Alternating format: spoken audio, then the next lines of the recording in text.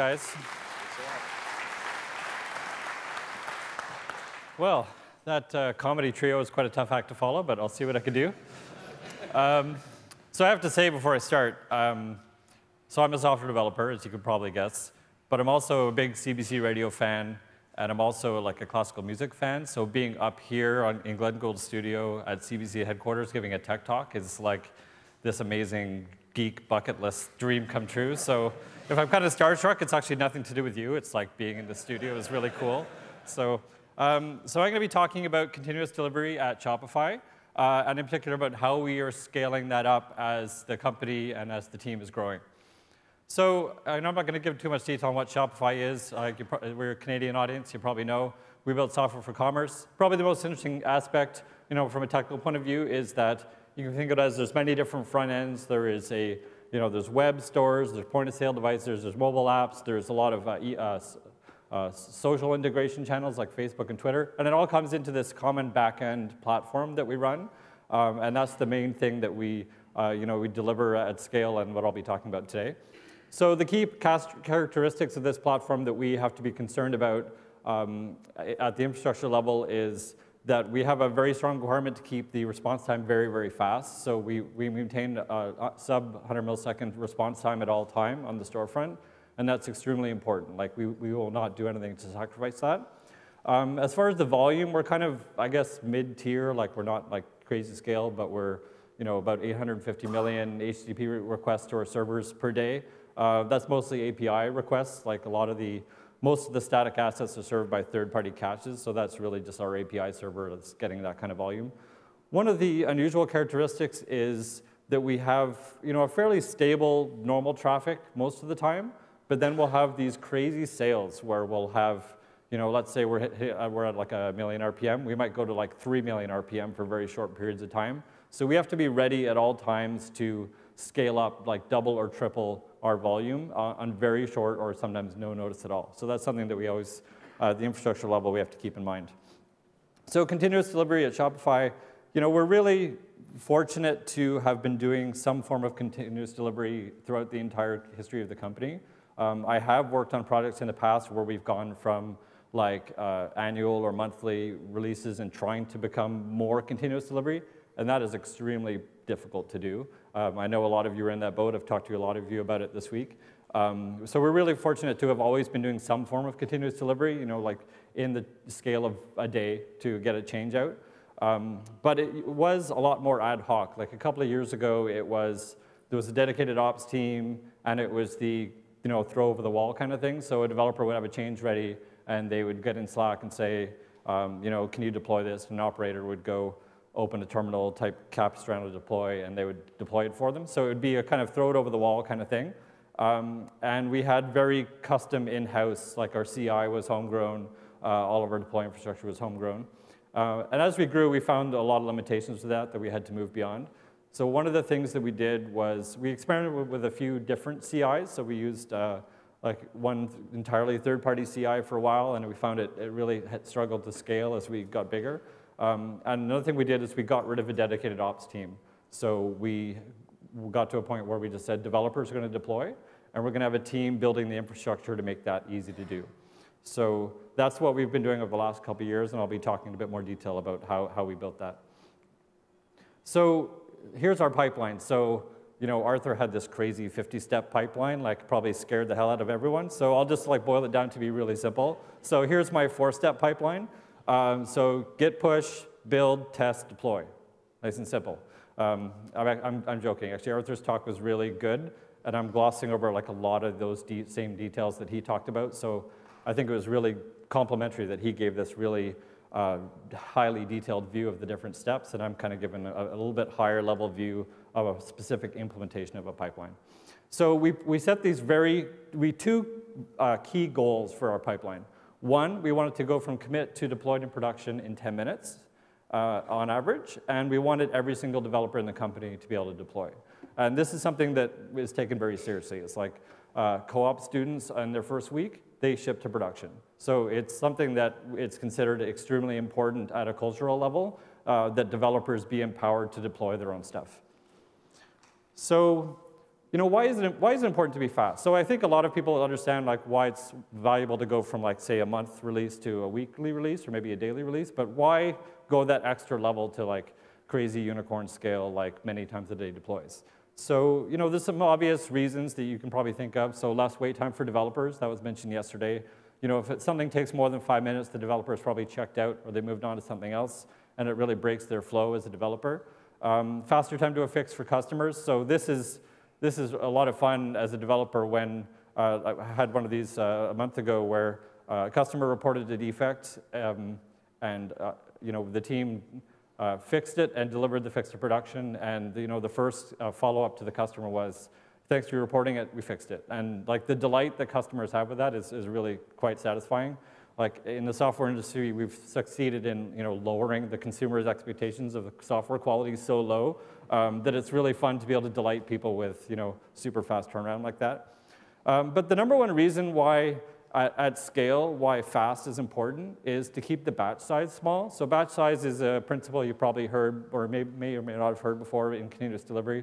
It refers to the number of changes or the number of commits that are released in each production release. So one of the key principles of continuous delivery is keeping that batch size very small. And I'll talk about why.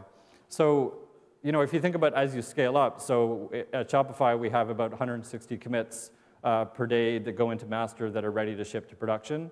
So if we only ship once a day, we'd have 160 changes. That's what our batch size would be.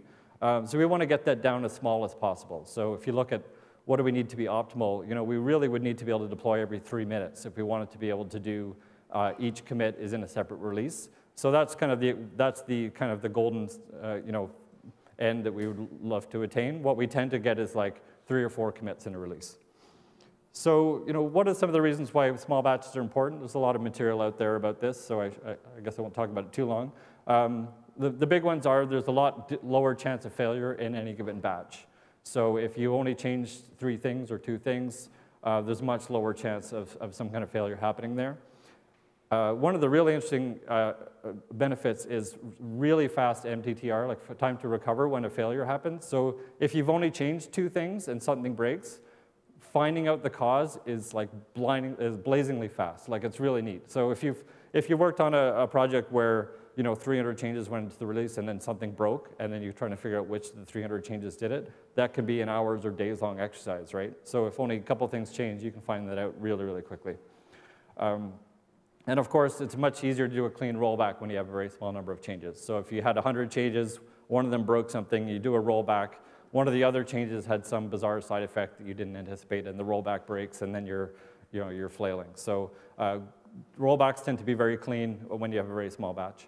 But the number one reason is actually making developers feel invested in the deploy process. So if you are, you commit a change and it's being released along with 100 other changes, you don't actually feel like personally invested in that release, right? You'll just like commit and like go for lunch or go home and assume someone else will take care of releasing it. But if that batch size is really small and like you're the only one releasing a change to production, you feel really invested in that deploy. So you really are motivated to watch it, to make sure that it was successful, to monitor it and be there if something goes wrong. So developers really feel that level of sort of empowerment in the process when they are the main thing that is going out in the release. So that's something that we consider very important. So I'll talk in a bit more detail about how our pipeline is built. So I'll go into details. So the first one is container build. So we use Docker containers in production, and the first step is building containers. So our time budget for that is about 90 seconds. So we built a custom Docker container build engine we call Locutus. There's a bit of a Star Trek Borg theme to a lot of our projects. So Locutus is conceptually very, very simple, but technically extremely complex. But essentially what it does is every time a commit goes into Git, either a branch or master, Locutus will listen to the webhook in GitHub, and it will start a container build. So every single commit gets a container image built. Actually, it gets 2. It gets a CI image and then a production image. And the only difference is we strip out all the test artifacts for the production image to make it smaller.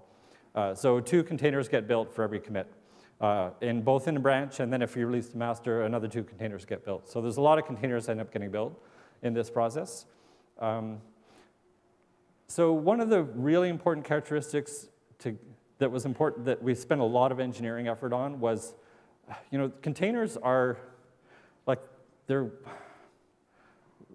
like a love-hate relationship with Docker at Shopify. Like it has a lot of good characteristics, but they're these monolithic things, right? When you build an image, it's like 1.5, 2 gigs, and if you change like a line of code, guess what? You need another 1.5, 2 gig image to be produced. So one of the things that we did was we spent a lot of time optimizing the layering of our Docker containers. For those of you who aren't familiar with Docker, they're composed up of image layers, and you tend to build like your low-level dependencies in a lower layer, and then you kind of layer your middleware on top and your application on top of that. The key difference, the key thing we changed from your typical Docker setup is that the middle layers of the application, they actually, rather than, they build all the artifacts, but instead of putting them in the appropriate place for production, they actually put them into this artifacts folder. And the artifacts folder is populated with the output from the previous build. So if it's something that was built last time, we don't need to build it again. And the final layer of the image, all it does is move things or moves files into their appropriate place. And the effect that has is that the final image layer is very, very small, which makes incremental builds very, very fast. Because if you already have a layer built in Docker, you don't need to build it again. And so we build a very, very small final layer. All of the other layers are probably already cached on the production servers, so they just need to pull that final layer, build the image, and start it up. So it's much quicker when the number of, like you want to make isolate the changes to the smallest possible layer in order to optimize for build and delivery speed. So I'll talk a bit more about tests now. So tests, we have a little bit longer time budget. We have about 200 seconds to do tests.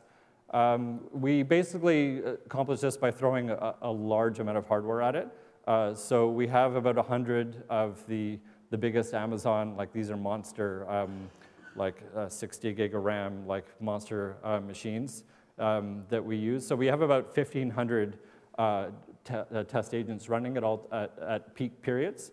And every single commit, every single change goes through a test suite of about 45,000 tests. And that's like unit tests, integration tests, security tests. There's a whole kind of gamut of tests that run there. But we run that in parallel. So we use this third-party service called BuildKite, which is a build orchestrator. But the interesting characteristic for us is that BuildKite lets you take care of the build agents yourself. So we have our own build agents where test agents. The tests are running in a container in a OS that's configured exactly like our production machines. So we have very high fidelity between test and production. So BuildKite lets us have complete control over the environment where our tests are running, and all they do is take care of the orchestration. So we own the agents, they own the orchestration of the whole thing. So it's a really nice split that really works well for us. So the details of a build. So there's a couple of steps that happen sequentially, and then what we do is we fan out the tests in parallel. So once the container is ready, all those 45,000 tests get put into a Redis queue, and then we spin up parallel agents that will just pull test off the queue, run it, pull the next one, run it until the queue is exhausted. And the rate of parallelism depends, but in this particular example, we're running 192-way parallel tests. So you can make your tests faster just by splitting your tests up into smaller pieces and then throwing the amount of hardware you need at it to make your tests as fast as you need it to be. So we found that problem scales quite well, modulo just hardware investment. So here's like a high-level view of what that test flow looks like. So it all starts with a push to GitHub. GitHub has a webhook that notifies both Locutus to build an image and then BuildKite to start a test. The first thing that BuildKite does is it waits for that image to be ready. When that image is ready, it then fans out to all the test agents. Each of those agents then fetches the container image from the Docker registry. So we run our own Docker registry in Amazon, and those agents just pull the container, just like the production servers pull the containers from the same registry, and then run the tests and report the results back. And everything gets aggregated back in GitHub using GitHub status APIs. So if you look at the pull requests in GitHub, you'll see the status that the container build is good, the build kite run was successful, et cetera. You can kind of, the traceability all comes back to aggregating that into the pull request. So one of the interesting pieces of technology we had to build for this, actually to optimize, actually to save on cost a bit. So running 100 Amazon agents 24 hours is very, very expensive. So we built an autoscaler, which we call Scrooge, and it's really it's conceptually pretty simple. So the green, you probably can't see too much detail, but there's a green line there, which is the number of test agents that we actually have running right now. And then the orange line is what we would need. So Scrooge samples the build queues, and it figures out how many agents do we actually need right now. And when that orange line goes above the green line, we need to allocate more instances. And we spin up more EC2 instances until the load is satisfied, and then we drop it back down. So the top view there is 1 hour, and then the bottom view is a 24-hour view. And you can see that Shopify, all the developers are in Eastern time zone in Canada. So it's a pretty predictable sort of 8-hour window where most of the work is going on. Overnight, there's like nothing happening. We shut all those instances down, and it's essentially free to have a stopped EC2 instance overnight. So that saves us a huge amount of money on compute resources for tests. So that was a really important thing. Another thing that Scrooge does is, since it has all these metrics available, it's the piece that determines the level of parallelism for the test. So it looks at how many agents do I have available. If I have a lot of agents available, I'll give 192, up to 192 agents to a single test run. So if you're doing work early in the morning, late at night, you get blazing fast test performance. And if you're doing it at peak periods in the day, we might pull some of those agents back so we can allow more tests to run in like more different commit tests to run in parallel, and your individual commit might take a little bit longer. So Scrooge does those kind of trade-offs for us. So now on to deploy. So deploy is the part that takes the longest time. So we have about 5-minute envelope where we're aiming for to get those deploys out.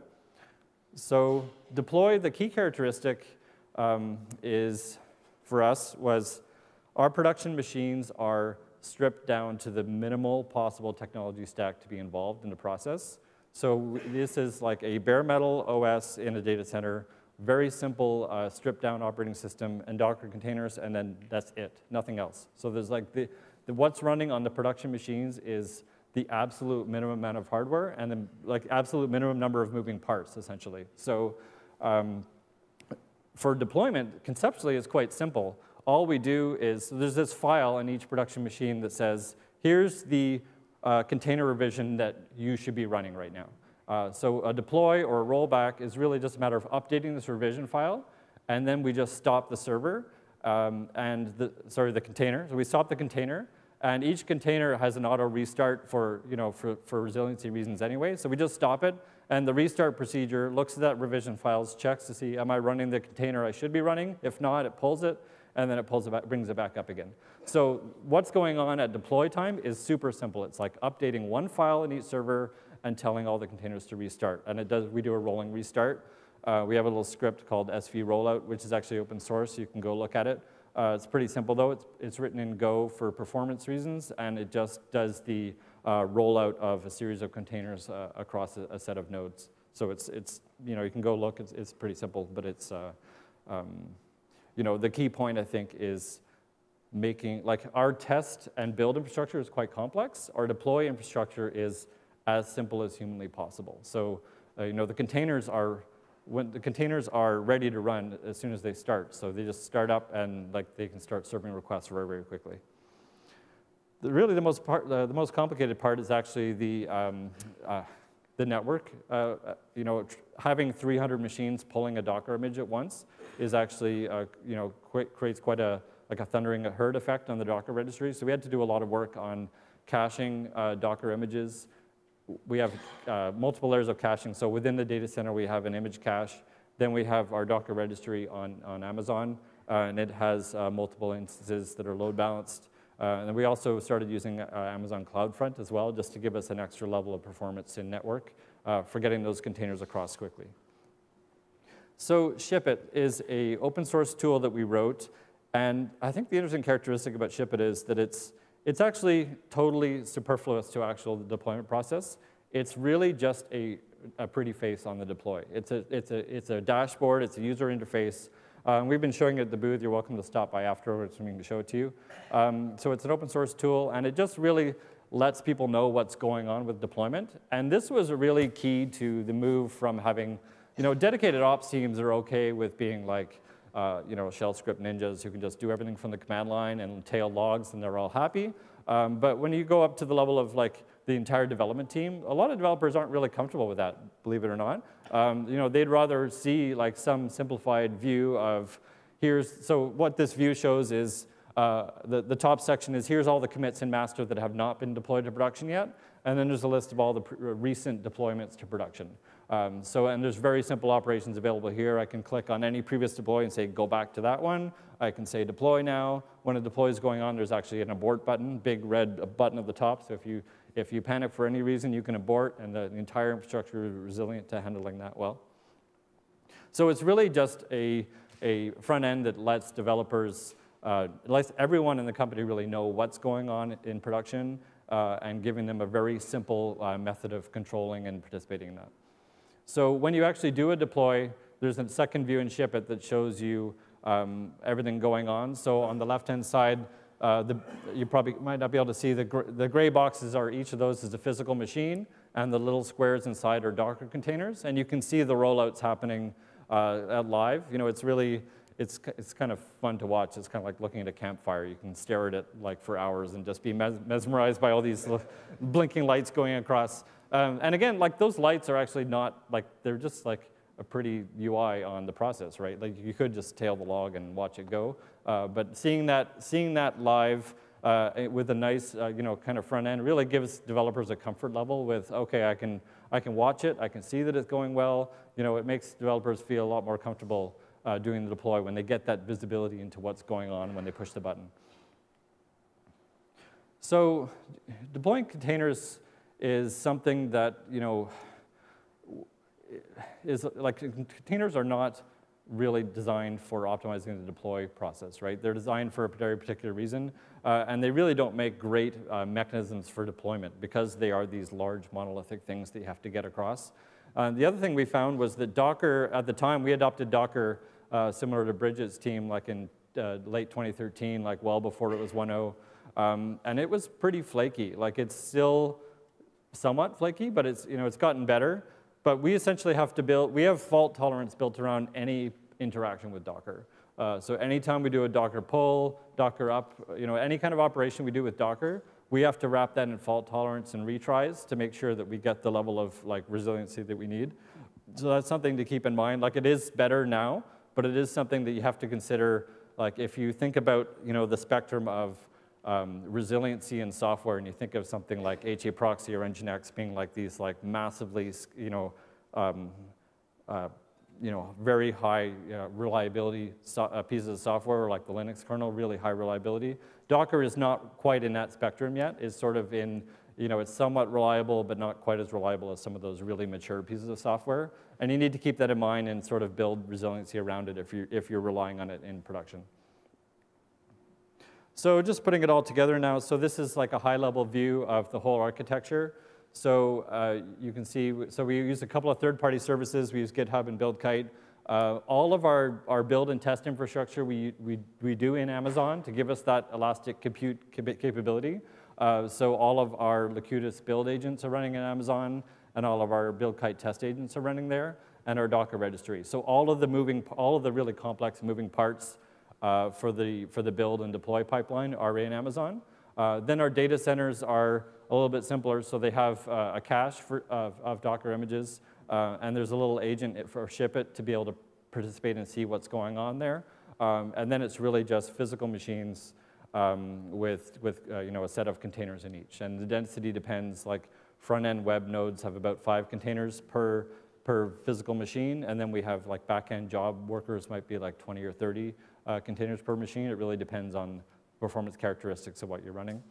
So each production data center has the same layout, and it's just got the bare minimum we need for production, and all the infrastructure behind it is living in Amazon. So just to summarize some of the key points, so having a fast deployment pipeline is really important, and it's something that you really need to dedicate investment in keeping up. So I was actually talking to someone just this morning about it, that if you work on a team where the developers have to do the care and feeding of their build and deploy infrastructure themselves, it can be very frustrating for developers, and it's something that doesn't scale if your team is growing really fast. You really need to have that dedicated team, especially if you make this move from, if you had a dedicated ops team that could kind of live with some of the pain of the infrastructure, and you want to move to a world where developers are doing it themselves, you really need to focus on making that infrastructure is really, really good. So like when we got rid of having a dedicated ops team, we instead created this infrastructure team that is focused on building the tools and technology and support system that is needed to let developers do deployments themselves in a very seamless and easy way. So the option of like, let's just get rid of ops and like make developers do everything, that's just going to lead to chaos in my opinion. I think you really need to back that up with, if you're going to have developers doing things like production deployments themselves, really need to have a team build up around like providing that infrastructure to make it seamless. So I guess in the two main areas of so test tends to be pretty easy to scale up as your organization grows or as your suite of tests grows.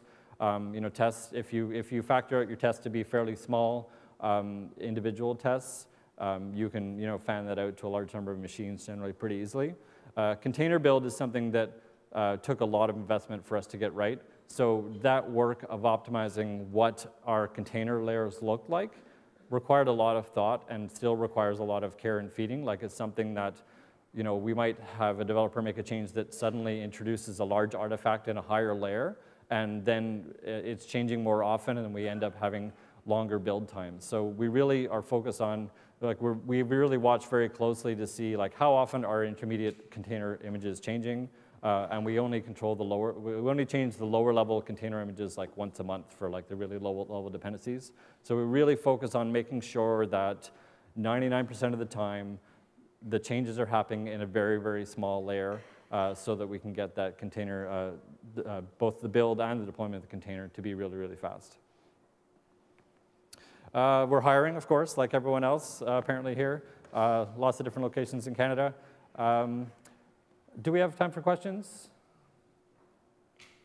Magical people in control room? There they are. I'm the only magical. We'll take a few questions for John. That was really great. Thanks. What is the base images that you guys use? Is it like a custom image that you've used for your base, or are you using like any kind of distros? I don't know. It's an Ubuntu image. I don't know. I can't remember actually if it's like one of the vanilla Ubuntu images. I think it's a custom one. I think we've done a little bit of ripping it. Yeah. So it's definitely an Ubuntu image, and I'm pretty sure that it's something that we've done a little bit of customization to. Hi.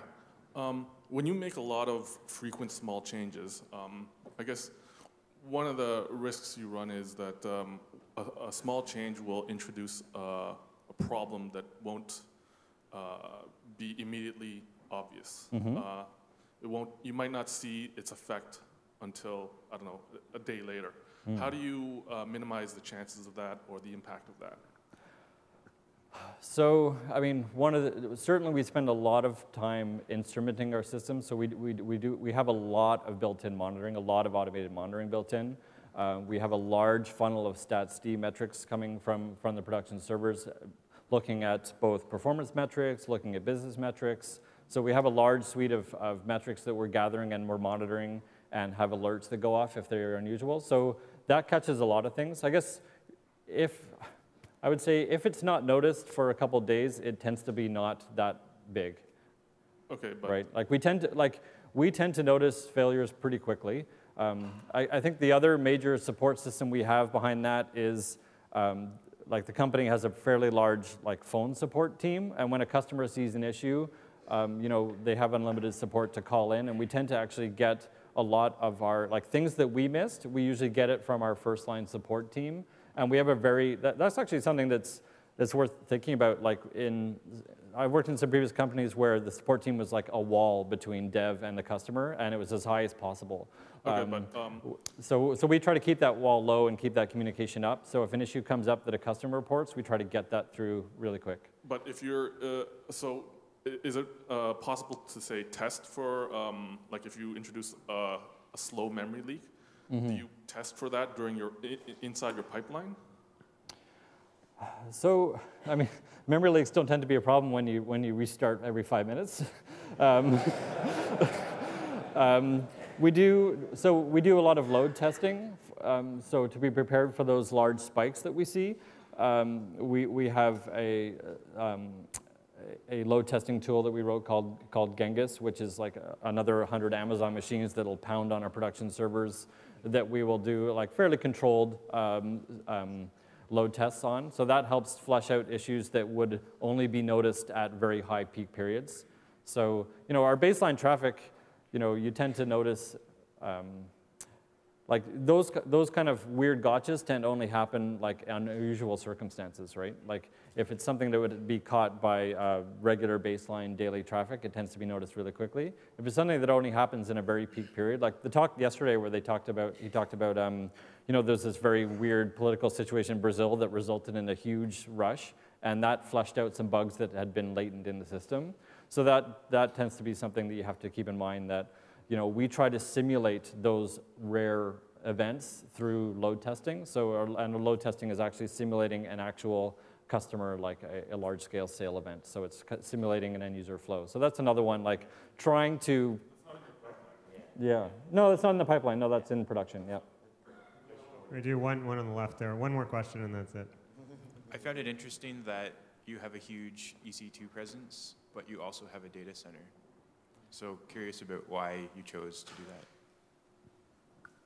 Sorry, what was a huge what presence?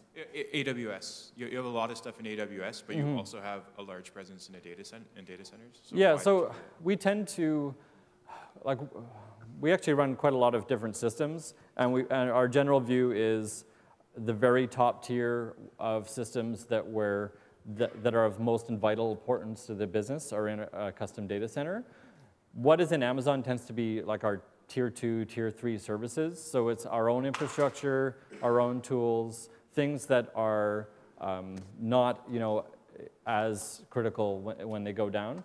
Not because Amazon is unreliable, mainly because getting scalability right on Amazon, we find it's quite challenging, right? Because they might, you have to make sure that you're redundant across different availability regions and you do your own load balancing. They provide a lot of compute power, but they really leave it up to you to build a resilient system out of that. It's actually pretty complicated. So we tend to use Amazon for the systems where we need that really elastic compute capacity, but resiliency isn't like the #1 concern. I don't know if that helps.